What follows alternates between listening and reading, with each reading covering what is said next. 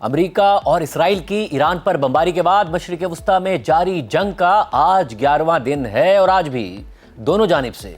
ایک دوسرے کے اہداف پر حملے کیے گئے ہیں۔ ایران کی جانب سے مشرق وسطی میں اسرائیل اور امریکی اثاثوں پر جوابی حملے بھی کیے گئے ہیں اور آج بھی بحرین، کویت، متحدہ عرب امارات اور سعودی عرب میں حملے رپورٹ ہوئے ہیں۔ ایرانی حملوں کے دوران بحرین کے شہر منامہ میں ایک شخص مارا گیا ہے اور اسرائیل کے وسطی علاقے میں 2 افراد ہلاک ہوئے ہیں، جبکہ ایران میں بھی آج شدید حملے ہوئے ہیں۔ اور الجزیرہ کے مطابق کل رات کو تہران میں اس جنگ کی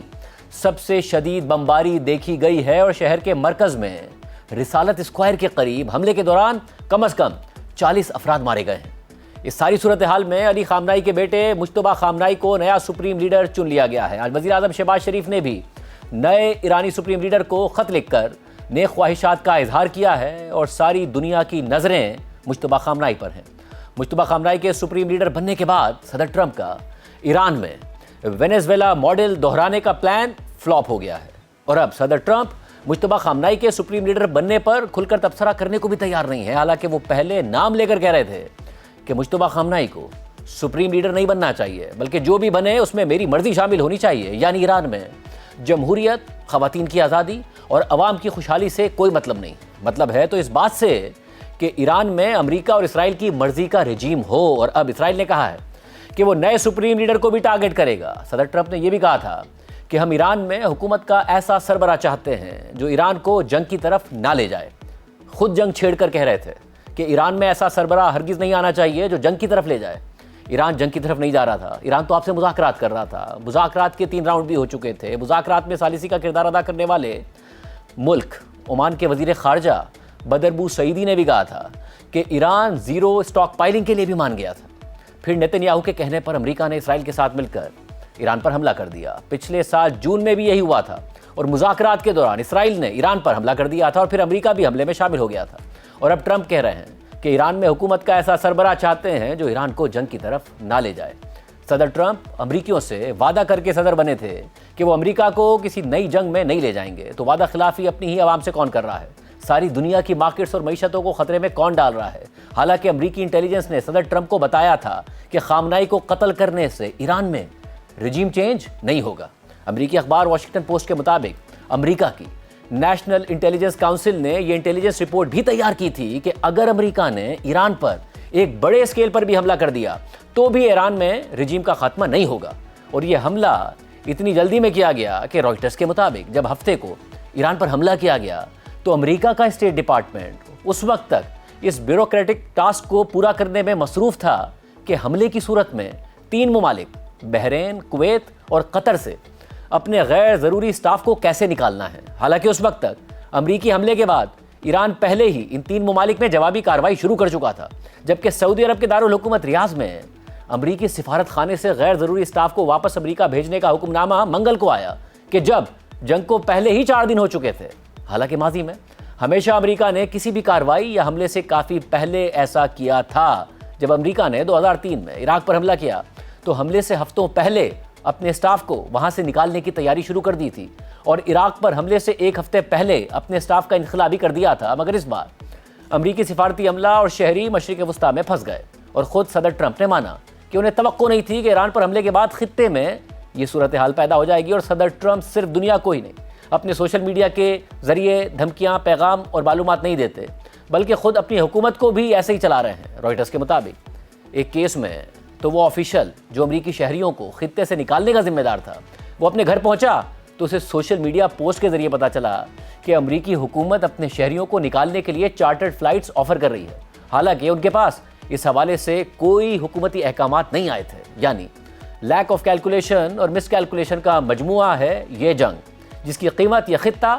اور پوری دنیا ادا کر رہی ہے۔ اور اس ساری صورتحال میں جنگ سے متعلق صدر ٹرمپ کی غیر واضح حکمت عملی اور متضاد بیانات نے ان کی کنفیوژن کو واضح کر دیا ہے، اور یہ بھی واضح ہو رہا ہے کہ نیتن یاہو کے دباؤ میں ایران پر حملے کی مس کیلکولیشن سے ایک واضح جیت کے ساتھ نکلنا اب ٹرمپ کے لیے ایک نیا چیلنج بن گیا ہے۔ ایسے میں ایک طرف ٹرمپ اور ان کی انتظامیہ مسلسل جنگ کے خاتمے کے بارے میں مختلف اور بعض اوقات ایک دوسرے سے متصادم بیانات دے رہے ہیں، تو دوسری طرف یہ خبریں بھی آ رہی ہیں کہ ٹرمپ انتظامیہ عالمی مارکیٹ میں تیل کی بڑھتی ہوئی قیمتوں سے شدید پریشان ہے۔ ساتھ ہی ایران پر شدید بمباری کے باوجود ایران کے انتہائی افزودہ یورینیم کے ذخائر کو حاصل کرنا اب بھی ट्रंप इंतजामिया के लिए एक बड़ा चैलेंज है और अमरीकी मीडिया में अब ये खबरें लीक की जा रही हैं कि अमरीकी हुक्काम इस मकसद के लिए अपनी ज़मीनी अफवाज ईरान के अंदर भेजने पर गौर कर रहे हैं, जो एक निहायत पेचीदा और ख़तरनाक मिशन होगा। इसी दौरान अमरीकी हुक्काम ईरान के एक इंतहाई अहम जजीरे पर कब्जे के ऑप्शन पर भी गौर कर रहे हैं ताकि तेल की सप्लाई को कंट्रोल किया जा सके। ये खबरें भी लीक की जा रही हैं और ये सब उस सूरत में हो रहा है कि जब सदर ट्रंप को समझ नहीं आ रहा है कि वो कैसे विक्ट्री डिक्लेयर करें। इस सारी सूरत हाल में आज अमरीकी नशरियाती इदारे फॉक्स न्यूज़ के एक नुमाइंदे ने बताया कि उनकी सदर ट्रंप से बात हुई है, जिसके दौरान ट्रंप ने ईरान से मुज़ाकरात पर कहा कि मैं सुन रहा हूँ कि ईरानी बहुत शिद्दत से बात करना चाहते हैं, ये मुमकिन है और शराइत पर मुनहसिर है। ट्रंप ने मज़ीद कहा कि हमें अब बात करने की ज़रूरत नहीं है, लेकिन यह मुमकिन है। अहम बात यह है कि सदर ट्रंप 28 फरवरी को ईरान पर हमलों के बाद से मुसलसल ये दावा कर रहे हैं कि ईरान बात करना चाहता है, मगर ईरान की जानिब से ऐसे दावों को मुसलसल मुस्तरद किया गया है और अब तक मुज़ाकरात की कोई बाज़ाब्ता तस्दीक सामने नहीं आई है। लेकिन ट्रंप के कन्फ्यूजन से भरपूर मिक्स्ड सिग्नल्स सिर्फ बातचीत तक ही महदूद नहीं है, बल्कि वो जंग की मुद्दत और उसके अख्तिताम के हवाले से भी मुसलसल अलग अलग बयानात दे रहे हैं। कल अमरीकी नशरियाती इदारे CBS न्यूज़ को दिए गए एक टेलीफोनिक इंटरव्यू के दौरान ट्रंप ने कहा कि यह जंग तकरीबन मुकम्मल हो चुकी है और फिर उसके चंद घंटों बाद फ्लोरिडा में प्रेस कॉन्फ्रेंस के दौरान ट्रंप ने एक सवाल के जवाब में कहा कि यह जंग बहुत जल्द खत्म हो जाएगी। ईरान के पास जो कुछ था वो सब खत्म हो चुका है, इसलिए वाज़ेह है कि कार्रवाई बहुत ताकतवर और बहुत मौसर रही है। मगर इसी प्रेस कॉन्फ्रेंस के दौरान जब ट्रंप से सवाल हुआ कि आप कह रहे हैं कि जंग तकरीबन मुकम्मल हो चुकी है, मगर आपके वज़ीर दिफा का तो कहना है कि अभी तो जंग का आगाज़ है, तो इस पर ट्रंप ने कहा कि आप दोनों चीज़ें कह सकते हैं। कल एक बार फिर स्ट्रेट ऑफ हुर्मुज़ की बंदिश पर ट्रंप ने ईरान को धमकी दी थी और सोशल मीडिया पर पोस्ट करते हुए लिखा कि अगर ईरान स्ट्रेट ऑफ हुर्मुज़ में तेल के बहाव को रोकने की कोई भी कार्रवाई करता है तो अमेरिका ईरान पर अब तक किए गए हमलों के मुकाबले में 20 गुना ज़्यादा शिद्दत के साथ हमला करेगा। साथ ही हम आसानी से तबाह होने वाले ऐसे अहदाफ को भी निशाना बनाएंगे जो ईरान की बतौर कौम दोबारा तामीर को तकरीबन नामुमकिन बना देंगे। उन पर मौत और आग बरसेगी, लेकिन मैं उम्मीद और दुआ करता हूँ कि ऐसा ना हो। ये अमेरिका की जानिब से चीन और उन तमाम ममालिक के लिए एक तोहफा है जो स्ट्रेट ऑफ हुर्मुज़ का भरपूर इस्तेमाल करते हैं। उम्मीद है कि हमारा ये इक़दाम बहुत सराहा जाएगा। ट्रंप की धमकी के बाद ईरान की पासदाराना इनकलाब का जवाब भी सामने आया, जिसमें उन्होंने कहा कि अगर ईरान पर अमेरिका और इसराइल के हमले इसी तरह जारी रहते हैं तो स्ट्रेट ऑफ हुर्मुज़ से तेल का 1 लीटर तक जाने नहीं दिया जाएगा। और अब अरबों डॉलर्स मालियत का असलाह इस्तेमाल करने के बावजूद ईरान के खिलाफ जंग में अमेरिका फ़िलहाल अपने अहम मकासद हासिल करने में अब तक नाकाम नज़र आ रहा है और इन मकासद में ईरान में मौजूद आला सतह पर अफजोदा यूरेनियम का ज़ख़ीरा भी शामिल है। और इस हवाले से अब खबर सामने आ रही है या लीक की जा रही है कि ट्रंप इंतज़ामिया इस यूरेनियम को हासिल करने के लिए ईरान के अंदर ज़मीनी फ़ोर्स भेजने की तजवीज़ पर गौर कर रही है और वो फ़ोर्स ईरान में ऑपरेशन करके और उस यूरेनियम को वहाँ से निकाल कर बाहर मुंतकिल करेगी। इस हवाले से CNN की रिपोर्ट के मुताबिक अमेरिका की फ़ौजी मनसूबाबंदी से वाकिफ़ 7 मौजूदा और साबिक हुक्काम ने बताया है कि ईरान के बाकी मानदा इंतहाई अफजोदा यूरेनियम के ज़ख़ीरे को हासिल करना एक ऐसा मकसद है जिस पर ट्रंप इंतज़ामिया गौर कर रही है। लेकिन इसके लिए खुसूसी ऑपरेशन फोर्सेस से ज़्यादा अमरीकी ज़मीनी फ़ौजियों की बड़ी तादाद की ज़रूरत होगी, वो भी ईरान के अंदर कार्रवाई के लिए। ईरान के इस इंतहाई अफजोदा यूरेनियम के ज़ख़ीरे के बारे में ख्याल किया जाता है कि यह ज़मीन के अंदर बहुत गहराई में मौजूद एक स्टोरेज में रखा हुआ है। वाज़ेह है कि गुज़िश्ता साल जून में 3 ईरानी जौहरी तनसीबात को निशाना बनाने वाली अमरीकी बमबारी भी ईरान के इस तमाम इंतहाई अफजोदा यूरेनियम के ज़ख़ीरे को तबाह नहीं कर सकी थी। 3 ज़राए के मुताबिक यह ख्याल किया जाता है कि इस ज़ख़ीरे का बड़ा हिस्सा ईरान की इस्फ़हान न्यूक्लियर साइट में मौजूद है। सदर ट्रंप ने ईरान की जौहरी सलाहियत के मुकम्मल खात्मे को जंग के सबसे बड़े मकासद में से बताया था और बार बार बताया था। और अगर ट्रंप इंतज़ामिया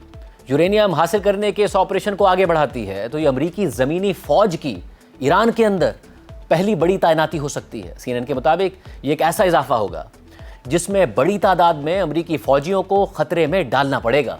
क्योंकि इस पेचीदा मिशन में कई टन इंतहाई ताबकार मवाद को ईरान के अंदर से निकाल कर बाहर मुंतकिल करना या उसे महफूज बनाना शामिल होगा। 2 ज़राए के मुताबिक इस्फ़हान में मौजूद यूरेनियम तक सिर्फ ईरानियों को ही रसाई हासिल है, जो गुज़िश्ता साल अमरीकी फ़ौजी हमलों के बाद कई महीनों से इस तनसीब की ज़मीनी इमारतों के मलबे को हटाकर इन ज़ेरे ज़मीन सुरंगों तक पहुँचने की कोशिश कर रहे थे जहाँ यूरेनियम छुपाया गया था। अक़वाम मुत्तहिदा के जौहरी निगरां इदारे इंटरनेशनल एटॉमिक एनर्जी एजेंसी के सरबराह राफेल ग्रोसी ने पीर को बताया کہ ایران کے تقریباً 200 کلو گرام انتہائی افزودہ یورینیم کا زیادہ تر حصہ غالباً اصفہان میں ہی موجود ہے، جبکہ کچھ مقدار ایران کی نیتنز نیوکلیئر سائٹ میں بھی ہے۔ ذرائع کے مطابق اسی وجہ سے ٹرمپ انتظامیہ اس بات پر غور کر رہی ہے کہ امریکی فوج کے جوائنٹ اسپیشل آپریشنز کمانڈ کے ایلیٹ یونٹس کو ممکنہ طور پر اسرائیلی کمانڈو فورسز کے ساتھ مل کر ان سرنگوں میں ایران کے اندر داخل ہونے اور افزودہ یورینیم کو محفوظ بنانے یا تباہ کرنے کے لیے تعینات کیا جائے۔ ذرائع کے مطابق اس قسم کے مشن کے لیے درجنوں یا شاید سینکڑوں اضافی زمینی فوجیوں کی ضرورت ہوگی تاکہ وہ بنیادی اسپیشل آپریشن ٹیم کی مدد کر سکیں جو یورینیم تلاش کرنے کی ذمہ دار ہوگی، خاص طور پر اس صورت میں کہ جب ایران کی فوج اس سائٹ اور اس کے ارد گرد کے علاقے پر پہلے ہی قابض ہے۔ اس آپریشن میں صرف علاقے کو محفوظ بنانے والے فوجی شامل نہیں ہوں گے،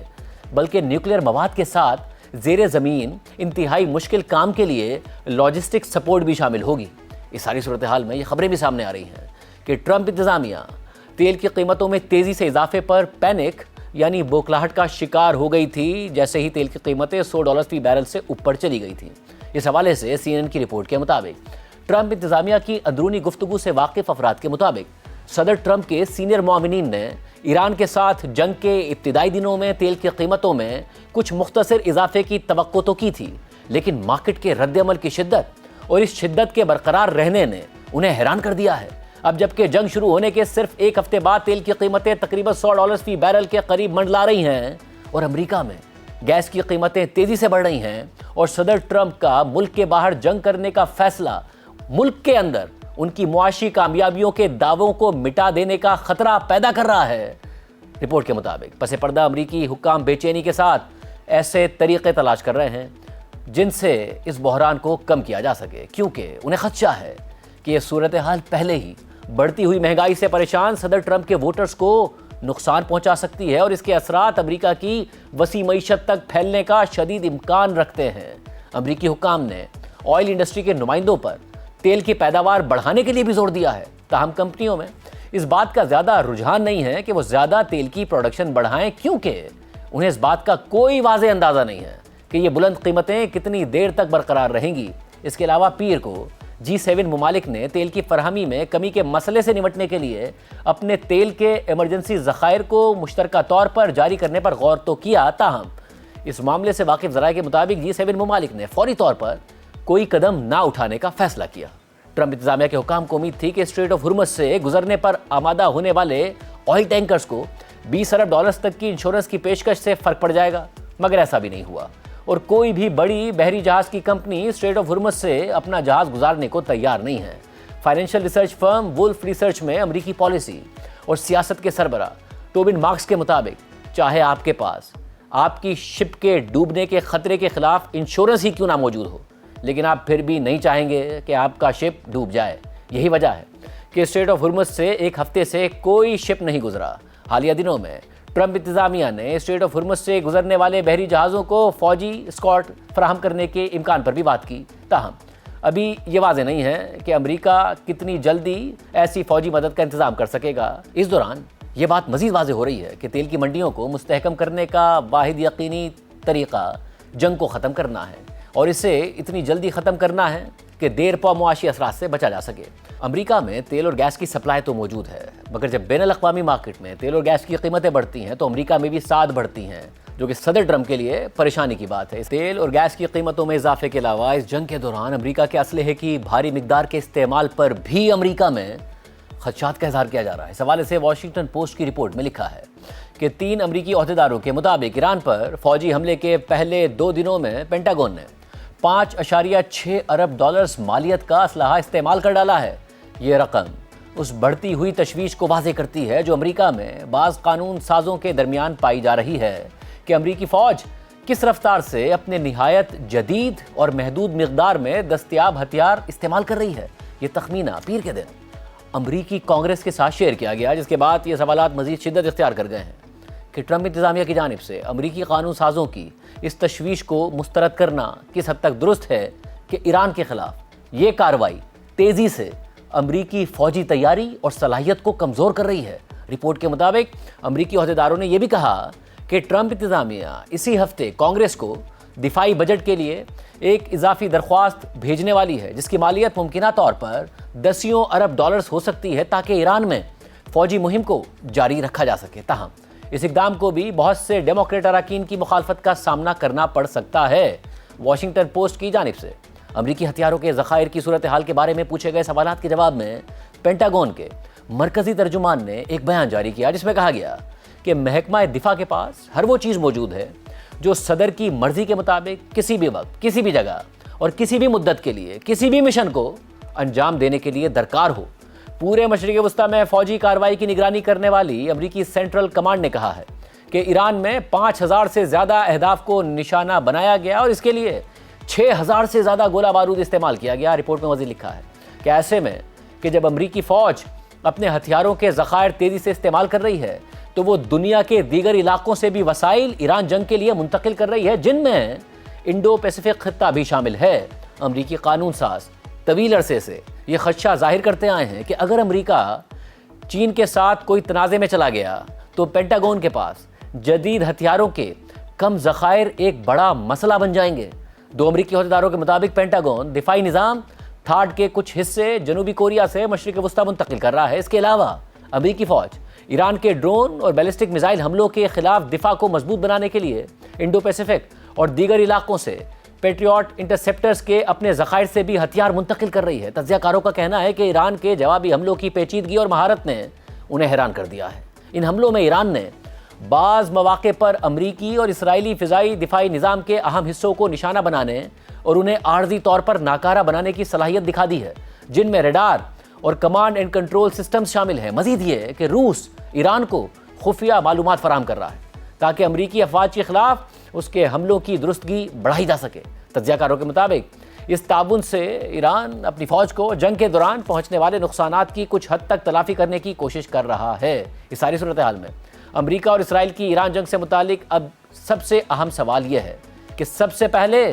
کون پلک جھپکے گا، یعنی کون پہلے پیچھے ہٹے گا۔ اس حوالے سے بین الاقوامی خبر رساں ادارے رائٹرز نے لکھا ہے کہ دونوں جانب کے اسٹریٹجسٹ کے لیے یہ جنگ اب برداشت کے دو امتحانوں سے ڈیفائن ہو رہی ہے۔ پہلا امتحان یہ ہے کہ آیا ایران مسلسل میزائل داغ سکتا ہے یا نہیں، اور دوسرا یہ ہے کہ آیا امریکہ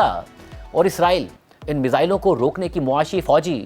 اور سیاسی قیمت برداشت کر سکتے ہیں یا نہیں۔ مشرق وسطیٰ کے امور کے ماہر فواز جرجس کے مطابق سب سے بڑا سوال یہ ہے کہ اس جنگ میں پہلے پلک کون جھپکے گا، ڈونلڈ ٹرمپ یا ایران کی قیادت۔ تیل کی قیمتوں میں اضافے اور مغربی معیشتوں پر مالی دباؤ بڑھنے سے ایران کو یہ امید ہے کہ یہ دباؤ امریکہ کو پسپائی پر مجبور کر دے گا، اور ابتدائی اشارے بھی یہی ہیں کہ اس دباؤ کے اثرات پہلے سے ہی محسوس ہونے لگے ہیں۔ تیل کی قیمتیں تیزی سے بڑھ رہی ہیں، گیس مہنگی ہو رہی ہے اور امریکہ میں سیاسی بے چینی بڑھ رہی ہے کیونکہ یہ معاشی اثرات امریکہ میں نومبر میں ہونے والے مڈ ٹرم الیکشن سے ٹکرا رہے ہیں۔ فواز جرجس کا مزید کہنا ہے کہ اس دباؤ کے تحت ٹرمپ بالآخر یہ کہتے ہوئے فتح کا اعلان کر کے راستہ نکالنے کی کوشش کر سکتے ہیں کہ ایران کے سپریم لیڈر کو مار دیا گیا ہے اور ایران کی جوہری اور میزائل صلاحیتوں کے ساتھ اہم فوجی انفراسٹرکچر کو تباہ کر دیا گیا ہے، اور دوسری طرف اس جنگ کے بعد ایران کے لیے اس کی بقا ہی کافی ہوگی۔ چاہے ایران کا زیادہ تر اسٹریٹجک انفراسٹرکچر تباہ بھی ہو جائے، ایران کی قیادت دنیا کی تاریخ کے سب سے بڑے فوجی اتحادوں میں سے ایک کے خلاف زندہ رہنے کو ہی فتح قرار دے سکتی ہے۔ آخر میں جو منظر سامنے آئے گا وہ شاید ایک زخمی ایران ہوگا، لیکن یہ زخمی ایران بھی اتنا ہی خطرناک اور شاید اس سے بھی زیادہ غیر متوقع ثابت ہو سکتا ہے جتنا وہ اس جنگ سے پہلے تھا۔ اس ساری صورتحال میں قطری وزیر اعظم محمد بن عبد الرحمن الثانی کا ایران جنگ سے متعلق اہم بیان بھی سامنے آیا ہے۔ قطری وزیر اعظم نے اسکائی نیوز کو ایک انٹرویو کے دوران بتایا کہ ایرانیوں کی جانب سے خلیجی ممالک پر حملہ کرنے کی یہ مس کیلکولیشن ہر چیز کو تباہ کر چکی ہے۔ جب ہم سب نے ایرانی صدر کا دوست عرب ممالک پر حملے نہ کرنے کا بیان دیکھا تو سب لوگ پر امید تھے، مگر ان کے بیان دینے کے فوراً بعد ہی ہم پر ایک حملہ ہو گیا۔ قطری وزیر اعظم نے مزید کہا کہ ہم حملے کے وقت خلیج تعاون کونسل کے دوسرے ممالک کے ساتھ مل کر ایک مشترکہ بیان تیار کرنے پر کام کر رہے تھے۔ ہم چاہتے تھے کہ ایرانی صدر نے جو کہا ہے وہ عملی شکل میں بھی نظر آئے، لیکن جب ہم اس بارے میں خلیجی ممالک کے اپنے ساتھیوں کے ساتھ بات ہی کر رہے تھے